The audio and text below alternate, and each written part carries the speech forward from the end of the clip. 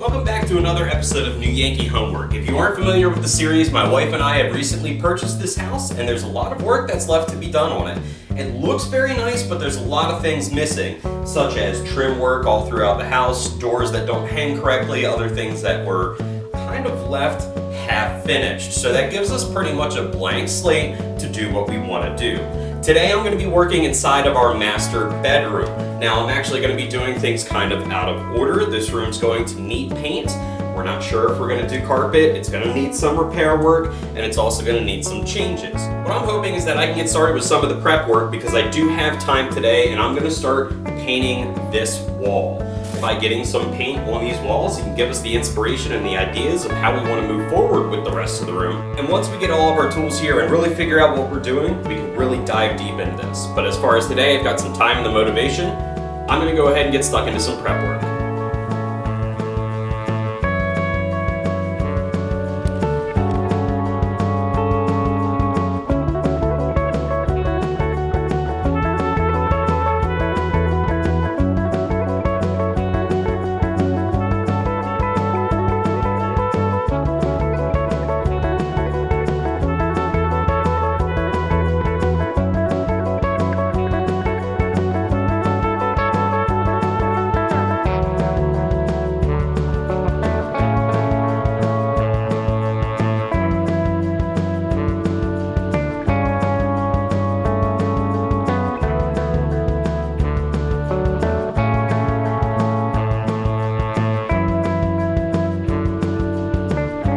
Finding the normal kind of high spots from the thumbtacks and paint runs and this area right here, I did also make sure to go back and wipe the wall real quick, and also I found a really high spot with a bunch of excess paint up in this upper corner.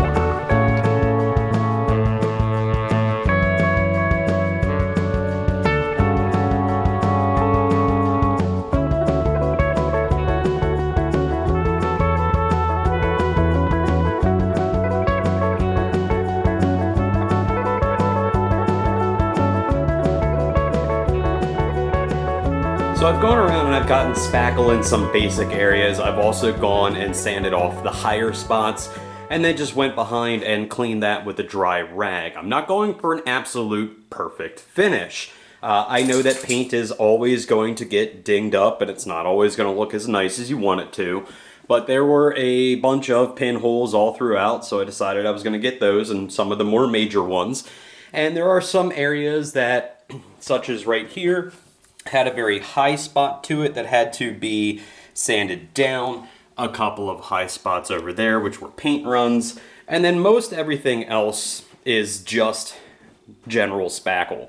There is an area here where it is clear that it was probably either a drywall patch or something else, and it does kind of look like there might be wallpaper under here, or I've just gone under a couple of different coats at different varying heights. I'm going to try and sand this up a little bit better, but right now what I'm going to focus on is that right there.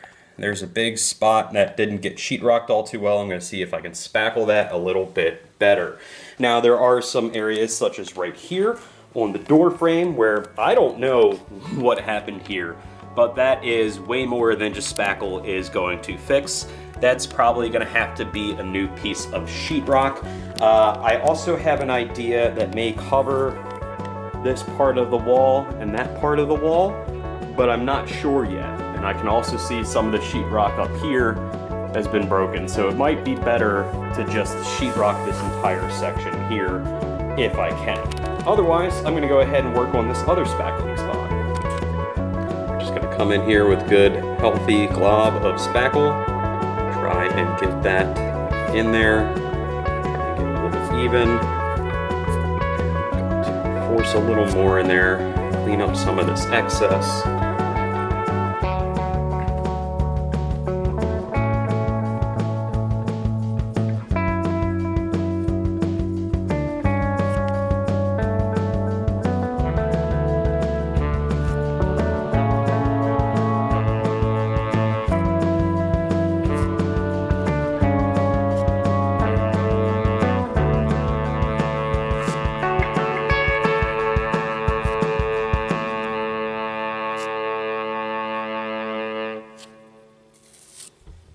and that's mostly filled. I'm probably going to let this dry, sand it off, see how it looks. There's probably going to be some other areas over here that might not be as good as I want them to be, but there will be a light switch cover here. But you could see most of this section outside of the switch cover. So let's just go ahead and move on.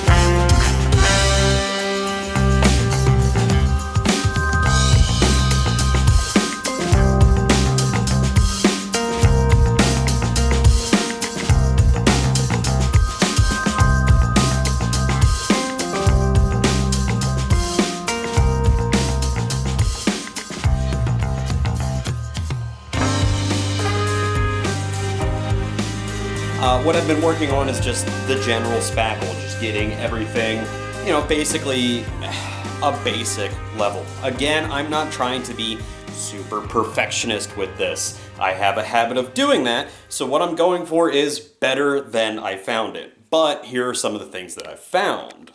Going back along the rest of the room while I was waiting for the spackle on the upper areas to dry, I did go along the bottom area. Now there was, and there still is in some areas, like a ledge right here, where you can feel some kind of seam. Now at first I thought it was just the trim that they had on here. Maybe they had caulk down, and maybe it was something that they just painted over or covered up. However, once I started getting in here and actually sanding on it, it kind of feels like this part of the sheetrock may be a seam. It may not, but I wouldn't put it past them to have this as just a small spot of the sheetrock that they cut out and then seamed together. Now, I really don't think that's the case. I do think that this was just from wherever the trim was, and someone may have caulked it and took it off and never sanded it down, but we'll never know because I'm not replacing the sheetrock just for that reason.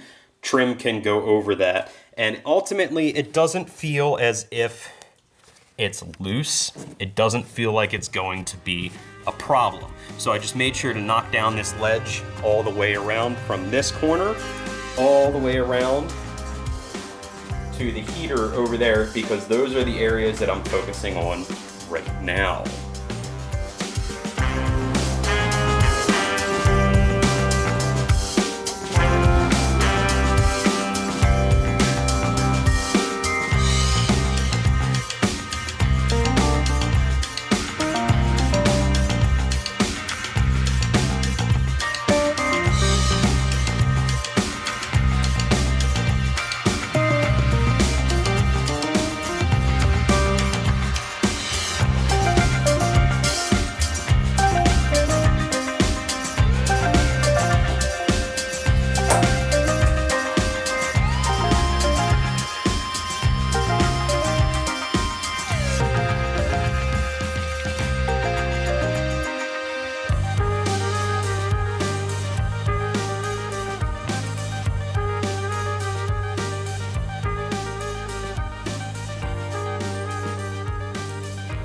For the main color in the master bedroom, we've chosen this green scene in the bare marquee line of paint. It does promise a one-coat coverage. And I know that it does look a bit like split pea soup, but what we're going for in the bedroom is a earthy grass type feel with some dark browns that are going to tie into some of our accent pieces, and of course, trim white.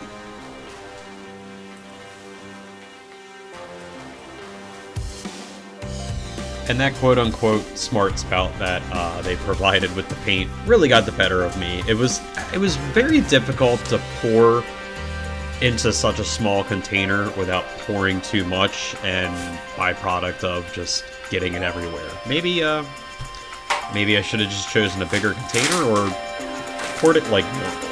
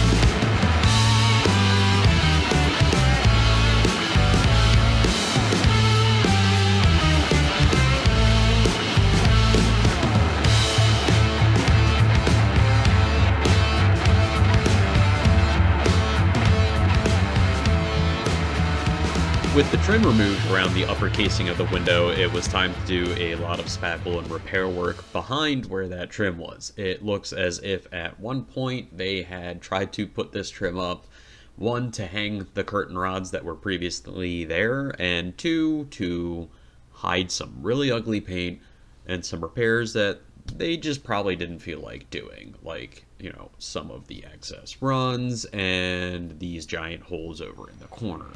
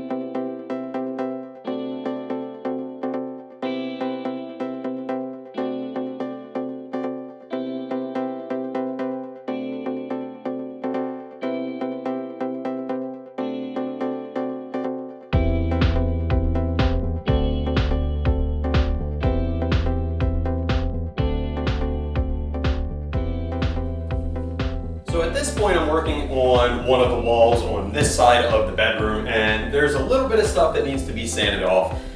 My sandpaper on my sanding block isn't that good and I can't find any more. However, there's also one section right here where they've done a lot of, I'm guessing, some kind of patchwork. This looks like a wallboard compound, and honestly, it now feels like it's not very set. So I don't have the appropriate sandpaper, but I used to be a mechanic and I can be resourceful. I'm gonna use an angle grinder, but it's got a flap disc on it that is very, very worn down. So I'm just gonna be a little cautious, careful, slow, and try and sand this down a little bit, see what I'm working with. I'm probably going to have to just patch over all of this completely. It doesn't feel like they actually put any mud behind this. They just slapped it on and put it on. So we'll see what we're working with, but I'm gonna give this a shot. I know it's the wrong way to do it. I know I should just go to the store and get sandpaper. And I also know I should just go get the rest of my tools, like my portable orbital sander that I have to do this correctly, but screw it. It's what I got. It'll work, right? Or it won't.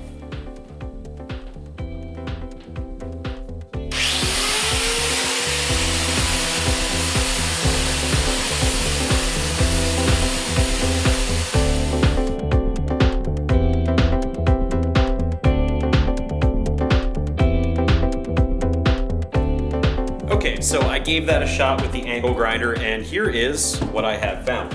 This is in fact a wall patch that they've put in here, but it is very spongy. If you take a look, you might be able to see.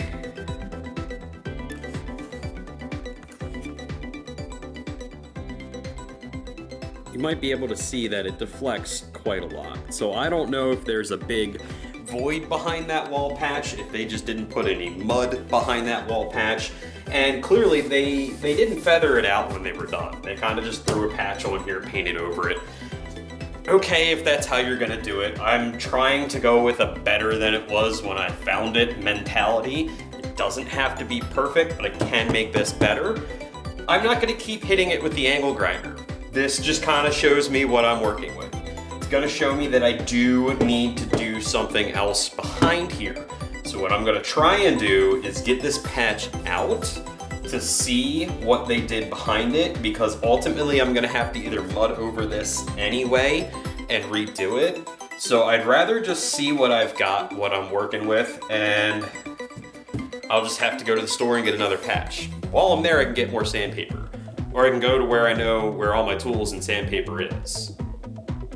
I'm gonna have to do more, so I'm not gonna mess with that. So rather quickly, I took that patch off. And of course it is. Of course it is. It's not just a low spot in the wall. It's a hole. It's a straight fist-sized hole. I don't know if that's any indication of what happened here. It could be. But just putting a wall patch over this is not the best thing to do. I mean, it's just not right. I know if you don't know what you're doing, you just need to do something. Okay, at least they did something. Unlike what they didn't do in here, they just left a gaping hole and expected someone to be able to use this panel cover that also isn't like the right size. And also, there's another hole, if you guys have seen it before. I don't know if you have, but it's over here in this wall where the stack for the pellet stove comes through. So, I mean, there's just... Look, I know renovating and remodeling houses work. I get it. I just wish that, you know, I wouldn't be uncovering really dumb things that someone did. Like, I would have rather just seen that there was a hole in the wall. Because I thought I was going to be prepping this wall today and be done, and I'm not. And I know that's my problem, not anybody else's. Just, I hope some things get easier. I really do. And I really just hope that I can get all my tools here and do all this stuff right. Because already starting to get burnt out on the idea of projects just because we're still moving in, all of our stuff still isn't here. And this is still discovery stuff for me, finding out the condition of the house and what we really want to do with it. So I just got to remind myself I'm not on any kind of time schedule. It'll get done when it gets done. And if I want it to be done right, it's gonna take some time. So back at what I can.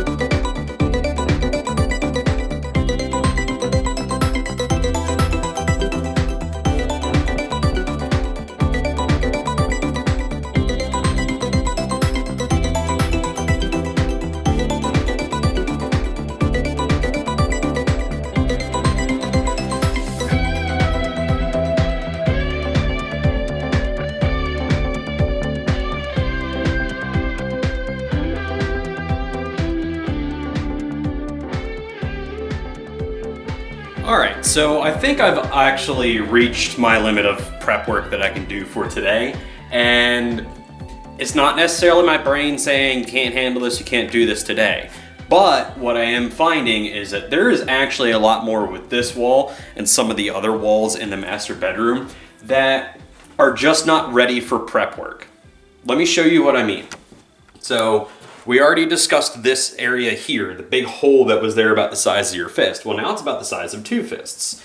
Because I actually started feeling back behind here and a lot of the sheet wall sheetrock was actually very compromised. So I actually think I'm going to need to cut a bigger hole out of here. And before I do that, after already making a bigger hole, because I would say about that much more of the sheetrock down,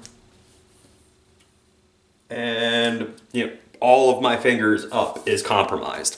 So I don't know if that's going to be better to put a patch in like that, or if I should find a seam, which seems like it might be right here along the wall. I think that this is where my seam is. It's kind of hard to tell, but it looks like there's a seam line. I think it might be a better idea to do it right, to put new sheetrock up, which I also haven't hung sheetrock either.